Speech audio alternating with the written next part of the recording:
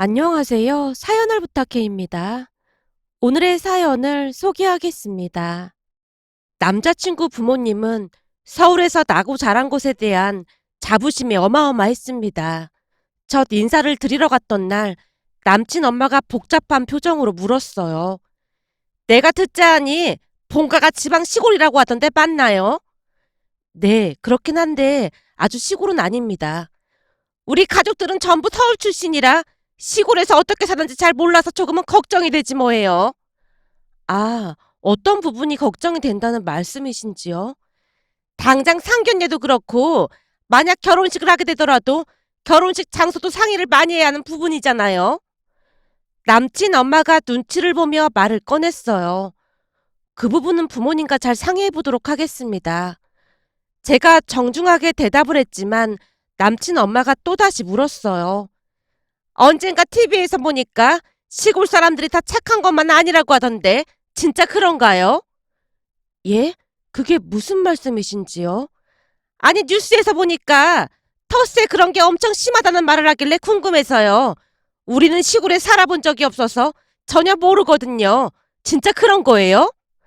라며 남친 엄마가 촉각을 곤두세우고 제 행동을 살폈어요. 그 모습에 남친이 무심한 듯 말을 했고요. 엄마, 연준의 집이 지방이긴 해도 막 시골 그런 곳은 아니야. 거기다 연주 부모님은 그쪽에서 나름 잘 사는 편에 속하고. 잘 사는 것도 잘 사는 거 나름이지. 이런 서울이랑 그런 시골 동네랑 어떻게 같을 수가 있겠니?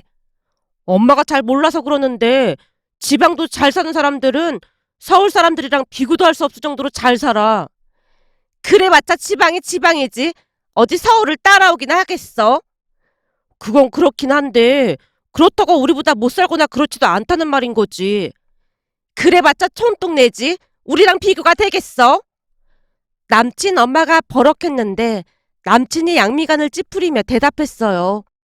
사실 할아버지가 남기신 재산 없었음. 우리도 집불도 없는 거나 마찬가지 아니었나? 넌 그런 얘기는 왜 꺼내고 난리야? 내가 못할 말 했어? 그동안 허구한 날 이사 다닌 거 생각하면 아직도 끔찍하거든. 그렇게 서울에 살 바에는 그냥 지방에서 조용히 사는 게 나을 것 같아. 예전 일이 떠오르는 것인지 남친이 긴 한숨을 토해내고 있었는데요. 사람은 나면 서울로 보내고 말은 나면 제주도로 보내라는 말도 있어. 그런 말이 괜히 있는 줄 알아?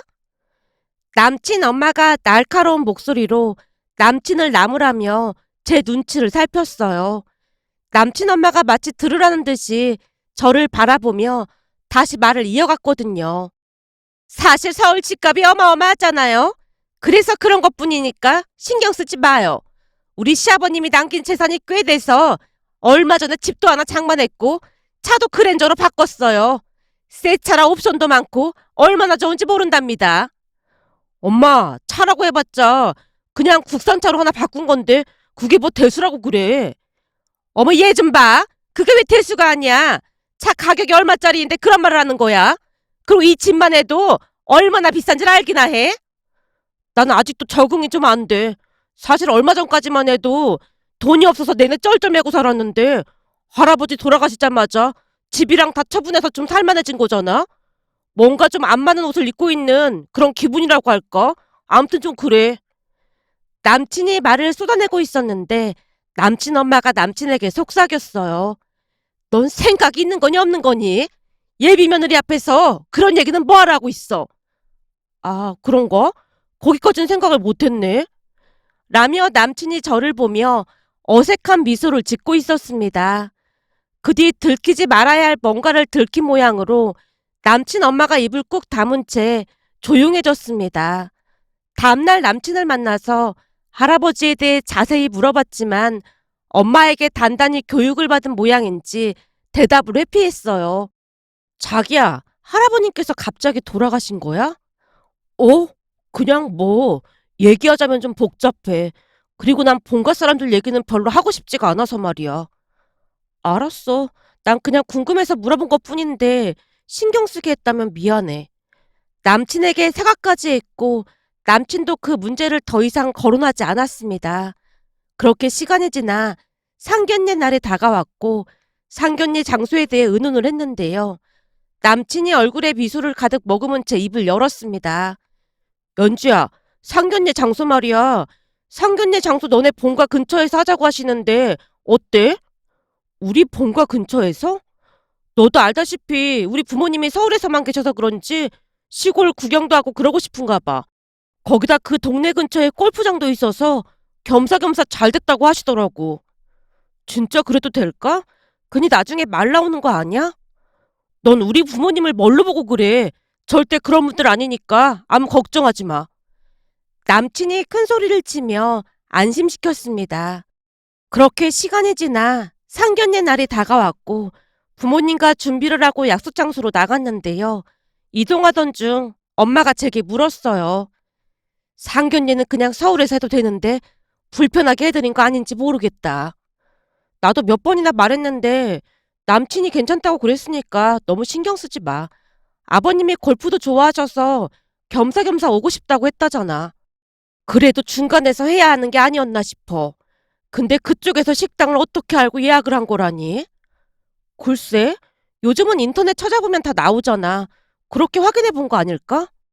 귀한 손님들이 멀리서 오시길래 우린 호텔 예약을 할까 했거든. 근데 예비 사위가 미리 예약을 했다고 하니 그냥 알았다고 하긴 했는데 걱정이 돼서 그렇지. 엄마, 너무 걱정하지 마. 그 사람이 알아서 잘했을 거야. 라며 제가 부모님을 안심시켰는데요. 아무래도 상견례 자리가 처음이었던지라 많이 긴장한 것처럼 보였습니다. 잠시 후 약속 시간보다 일찍 상견례 장소에 들어갔고 남친 가족들을 기다리고 있었는데요. 한 15분쯤이 지났을 무렵 남친 가족들이 모습을 드러냈습니다. 그 모습에 우리가 자리에서 일어나 깍듯하게 인사를 했는데 남친 부모님의 옷차림이 눈에 들어왔고 저도 모르게 눈살을 찌푸리고 말았습니다. 두 분 다 세트로 맞춘 듯한 골프복을 입고 있었거든요. 잠시 복장을 설명하자면 예비 시아버지는 빨간색 골프 바지와 위에는 빳빳하게 옷깃을 세운 흰색 티를 입고 있었고 물론 신발은 골프화를 신은 모습이었어요. 순간 부모님 얼굴에서 오묘함과 궁금증이 같이 번지고 있었다고 해야 할까요? 저도 상견례 자리는 처음이었지만 상견례 날 골프복을 입고 예비 사돈을 맞이하는 일이 맞는 것일까라는 심각한 의문이 들기 시작했습니다. 거기다 남친 가족들이 너무나도 아무렇지도 않은 표정으로 시시덕거리고 있었기에 약간은 경망스러워 보일 지경이었어요. 그 모습에 마음속 깊은 곳에서 창피함이 솟구쳐 오르면서 부모님께 죄송한 마음마저 들었기에 제가 고개를 돌려 부모님을 번갈아 가며 바라보고 있었는데요. 눈이 마주친 부모님이 그저 어색한 미소만 지을 뿐이었습니다. 그 와중에 예비 시아버지가 목과 팔에 걸린 큼지막한 금목걸이와 금팔찌까지 눈에 들어왔는데 참 무겁겠구나라고 속으로 되뇌이고 있었습니다. 복잡한 생각으로 머리가 지끈거려서 제가 양미간을 찌푸린 채 물을 한 모금 마시던 사이 예비 시아버지가 입을 열었습니다. 며느리한테 얘기를 들으셨는지 모르겠지만 우리 가족은 서울에서 나고 자라서 이런 아니 이런 동네가 처음입니다. 그래서 구경도 하고 골프도 칠 겸 겸사겸사 우리가 내려온다고 했습니다. 듣자니 사돈은 내내 여기서 지내셨다고 하던데 서울로 올라오면 얼마나 어지럽고 그러겠습니까? 아닙니다. 저희도 일 때문에 자주 서울 올라가는걸요. 아빠가 웃으며 대꾸를 했지만 들은 척도 하지 않고 예비 시아버지가 다시 말을 이어갔어요. 상견례 자리를 알아보느라 엄청 조사를 해봤더니 워낙 작은 동네라 그런지 이런 레스토랑은 몇 개 있지도 않더라고요. 그렇다고 국밥집에서 상견례를 할 수는 없는 노릇이고 해서 이곳으로 예약을 잡았습니다. 여기가 이 동네에서는 그나마 인기가 많은 곳이라면서요. 아, 예. 여기가 꽤 유명하고 그래서 많이들 찾는 것 같더라고요. 근데 내부 디자인도 영 시원찮고 음식이 맛있을런지 모르겠네요. 여기 음식은 아주 훌륭한 편이니까 걱정 안 하셔도 될 겁니다. 여기가 양식 전문점이라고 하는데 시골 분들이 이런 곳에 많이 와보신 것처럼 말씀하시네요. 이 동네에서는 워낙 유명한 곳이라 자주 와서 식사하고 있습니다.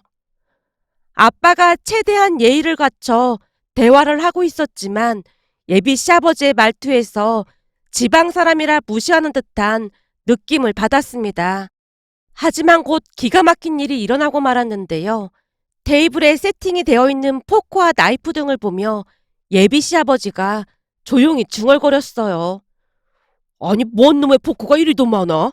그때 우리가 갔던 그 레스토랑은 몇 개 없었잖아. 라고 말하다가는 멈칫하고는 우리 눈치를 보다가 다시 물었습니다. 여기 자주 와봤다고 했는데 그럼 이 포크랑 이런 거 사용법은 아시겠네요. 예? 아, 그게 바깥쪽부터 안쪽 메뉴가 나오는 순서대로 사용하시면 됩니다.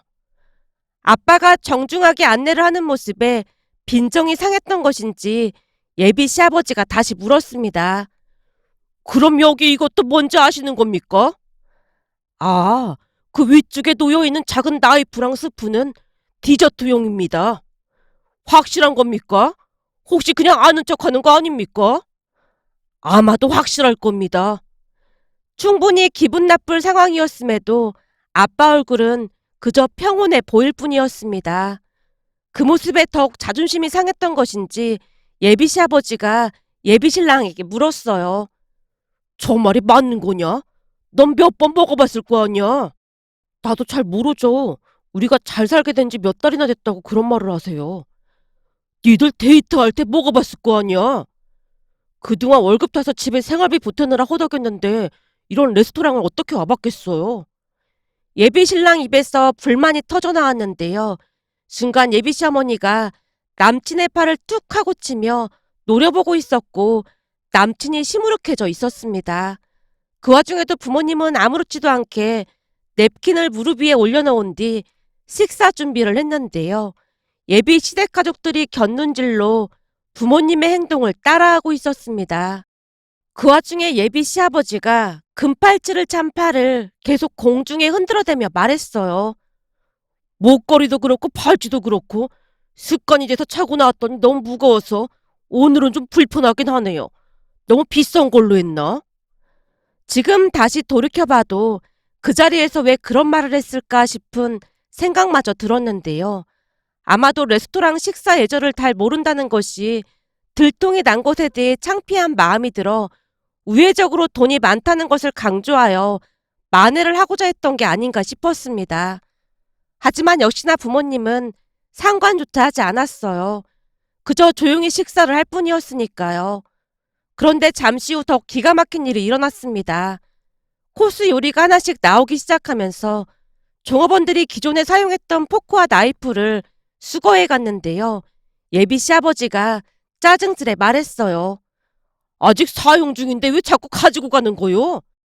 네? 이 포크랑 나이프 사용은 이미 끝나신 거 아닌가요?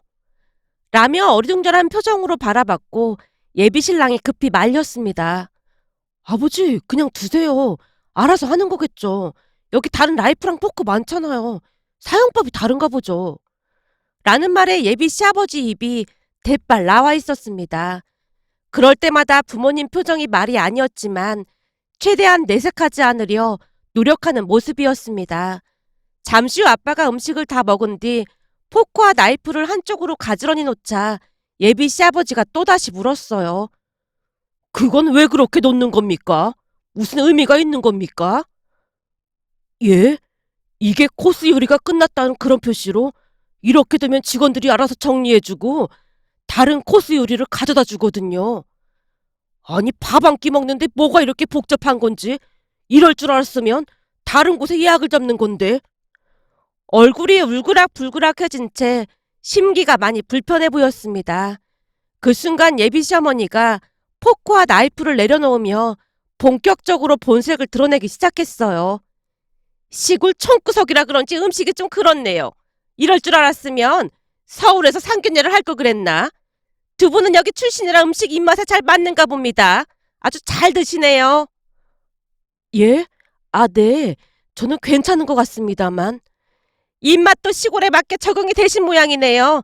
서울에서는 어마어마한 맛집들이 엄청 많잖아요. 그러다 보니 비교가 돼도 너무 되는 것 같네요. 그런가요? 그동안 자주 와서 음식을 먹어봤지만 오늘따라 스테이크가 더욱 맛있는 것 같은데 제 입맛에만 그런가 보네요.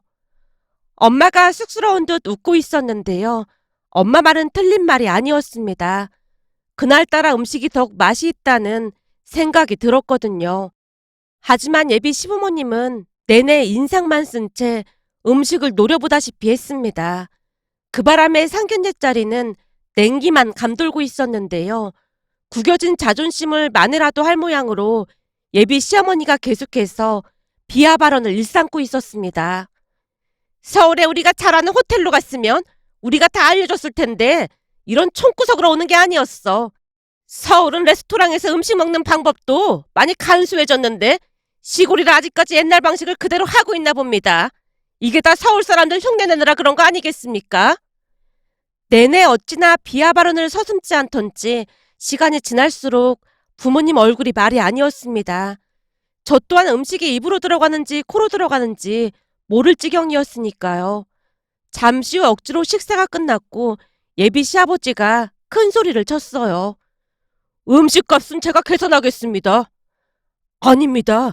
이미 들어오면서 제가 계산했습니다. 예? 그게 정말입니까? 우리가 하려고 했는데 계산을 왜 한 겁니까? 예비 시아버지가 따지듯 물었기에 아빠가 당황한 채 말을 꺼냈어요. 멀리서 내려오셨는데 당연히 저희가 계산하는 게 맞는 것 같아서 그랬습니다. 돈도 얼마 없을 텐데 오늘 너무 무리하셨네요. 라며 예비 시아버지가 대놓고 무시 발언을 했는데요. 순간 멀리서 누군가 다가오면서 부모님께 반갑게 인사를 했습니다. 사장님, 사모님, 안녕하세요. 이사장, 잘 지냈는가? 그리고 그냥 형님이라고 부르라니까. 미리 말씀하시고 오셨으면 제가 잘 준비했을 텐데. 아니야, 아주 잘 먹었어. 오늘따라 스테이크가 연한 게 아주 맛이 있더구만. 제가 특별히 신경을 좀 쓰라고 했습니다. 우리 가게 은인이나 마찬가지신데 당연히 그래야죠. 근데 오늘 무슨 일로 오신 겁니까? 우리 딸 상견례 때문에 왔네. 다음에 차나 한잔 하자고. 라며 아빠가 자리를 뜨려고 했는데요. 레스토랑 사장이 허리 숙여 인사를 하는 게 아니겠어요? 네, 들어가십시오. 그 모습에 예비 시아버지가 움찔한 채 조용히 물었습니다. 아니, 저 사람은 왜 사돈한테 저러는 겁니까? 그게 아무래도 제가 이 동네 토박이다 보니까 사람들을 좀 도와주고 그러고 있거든요. 코로나 때 지역 경제 활성화를 위해 장사가 안 돼서 힘들어하는 가게들을 앞장서서 도와준 적이 있었는데 그러다 보니까 그러는 것 같습니다. 시골이라 그런 게 있나 보네요. 뭐 그렇다면 그런 거겠죠. 아빠가 씁쓸한 표정으로 억지 대답을 했습니다. 그런데 주차장으로 내려가자마자 예비 시아버지가 아빠를 잡아 끌더니 새로 샀다는 그랜저 앞으로 가서 신나서 자랑을 늘어놨습니다. 이게 요즘 새로 나온 그랜저 아니겠습니까? 현찰로 일십을 주고 하나 뽑았는데 풀 옵션이라 그런지 얼마나 좋은지 모르겠습니다. 이곳에 내려와서 둘러보니 이런 좋은 차는 눈에 띄지도 않더라고요. 이래서 사람은 서울에 살아야 하는 겁니다. 라며 예비 시아버지가 거드름을 피우고 있었는데요. 아빠 입술이 살짝 올라간 채 더 이상 대꾸를 하지 않는 모습이었어요. 그럼 저희는 이만 가보겠습니다. 새 차인데 사고 나지 않게 운전 조심해서 올라가세요. 예, 우리는 이제 골프 치러 갈 생각입니다. 다음에는 꼭 서울에서 보시죠. 이런 허접한 곳 말고 저희가 근사한 곳으로 모시겠습니다. 예, 그런데 저희가 서울에 가도 따로 만나뵐 이유가 있을까 모르겠네요. 라며 비아냥거리는 예비 시아버지를 뒤로하고 아빠가 발길을 옮겼는데요. 멀리서 바라보고 있던 예비 시댁 가족들이 급히 쫓아와서 물었습니다. 아니 왜 이 차에 타는 겁니까? 혹시 상견례 한다고 비싼 돈 들여서 빌려온 겁니까? 그게 무슨 말씀이세요? 빌려오다니요. 이 차가 잘 나가는 연예인들만 탄다던 그 차 같은데 이 차에 왜 타냐 그 말인 거죠. 그야 이 차가 우리 차니까요. 예? 이 차가 사돈 차라고요? 몇 억씩 하는 이 차가요? 저기 우리 딸이랑 그쪽 아드님이 결혼을 한 것도 아닌데 사돈이라는 말은 어울리지가 않는 것 같네요. 그럼 조심해서 올라가시죠. 아빠가 차에 올라탔고 우리도 급히 차에 탔는데요. 예비 시댁 가족들이 넋을 놓고 바라보고 있었습니다. 그날 집에 들어가자마자 엄마가 말했어요. 너 이 결혼 안 할 거지? 아까 그 사람들 하는 거 너도 똑똑히 봤잖아. 어쩜 무식해도 그렇게 무식할 수가 있는 거니? 그러게. 전에 인사 갔을 때는 그 정도는 아니었는데 오늘 나도 창피해서 혼났어. 어쩜 상견 옛날 골프복을 입고 나타날 수가 있어. 내가 들어보니까 이제 스크린 골프 좀 다닌다고 그러던데 나도 깜짝 놀랐잖아. 암튼 너 당장 정리해. 내내 얼굴이 화끈거려서 혼났어. 네가 뭐가 부족해서 그런 사람들이랑 엮이려고 그래. 알았어. 나도 오늘 보고 정이 뚝 떨어지더라고. 라며 고개를 끄덕였고 그날 남친에게 바로 헤어지자고 통보를 했습니다. 물론 남친은 이해가 되지 않는다며 난리를 쳤고요. 며칠 후 남친이 회사 앞에 찾아와서 어쩔 수 없이 대화를 나눴는데요. 연주야, 너네 부모님 그 동네 유지, 아니 엄청 가쁘라며? 근데 왜 그런 말 안 했어? 그건 어떻게 알았어? 혹시 뒷조사라도 한 거야? 아니, 그런 건 아니고 그 레스토랑으로 다시 올라가서 사장한테 물어봤더니 지역에서 큰 사업을 하시는데 알아주는 유지라고 기뜸해줘서 알았지. 그게 무슨 상관이 있다고 그래? 아니지. 미리 말해줬음. 우리 부모님도 엄청 조심했을 거 아니야. 우리 부모님은 그냥 촌사람인 줄 알고 그랬던 건데 진작에 말 좀 해주지 그랬어. 남친의 말에 어찌나 어이가 없던지 헛웃음이 새어나오고 말았습니다. 그 모습에 더 이상 대화를 이어갈 필요성을 느끼지 못했기에 헤어지자고 통보를 한 채 그곳을 나왔는데요. 남친은 못 헤어진다고 한동안 난리도 아니었습니다. 하지만 소개해준 회사 선배가 남친에게 경고를 날렸던 모양으로 얼마 뒤 조용해지긴 했습니다. 그렇게 시간이 얼마나 지났을까요? 점심 식사를 한 뒤 전 남친을 소개해준 선배가 저를 따로 불러서 기가 막힌 말을 꺼냈어요. 나도 건너 듣긴 했는데 용준이네 지금 난리 났다고 하네. 왜요? 난리 날 게 뭐가 있어요? 그 재산을 할아버지께 물려받았다고 했잖아. 근데 아버지 형제들한테는 쉬쉬한 채 빼돌린 모양이야. 그게 무슨 소리예요? 그럼 할아버지 돌아가신 걸 다른 친척들은 몰랐다는 거예요? 그렇지. 집안이 완전 콩가루 집안이더라고. 가족들이 내내 영 끊고 살다시피 했다는데 그 할아버지랑도 연락을 안 하고 살았던 모양이야. 다만 용준이 아버지가 장남이라 할아버지 재산을 차지할 생각으로 몰래 연락을 하고 있었다나 봐. 근데 이제서야 할아버지가 돌아가신 걸 알고 가족들이 유리분 반환 소송을 하고 난리도 아니란다. 와, 진짜 대단한 가족이네요. 더 웃긴 건 뭔 줄 알아? 용준이네 아버지 형제가 6남매란다. 네? 6남매요? 근데 전부 할아버지랑 연락을 안 하고 살았다고요? 그니까 완전 개차반 집구석이라는 거지. 문제는 그 6남매가 유리분 소송을 하게 되면 당연히 나눠줘야 한다나 봐. 할아버지가 돈이 많았던 것도 아니고 조금 있었던 것 같은데 그 돈으로 차 사고 집도 사고 그런 모양인데 그거 다 토해내면 집불도 없을 텐데 참 한심하더라고. 선배가 기가 막히다는 듯이 웃고 있었습니다. 그날 선배가 제게 몇 번이나 미안하다는 말을 했는데요. 그 인간 실체를 모르고 너한테 소개해줘서 진짜 미안했어. 내가 평생 갚으면서 살아갈게. 라는 말까지 했습니다.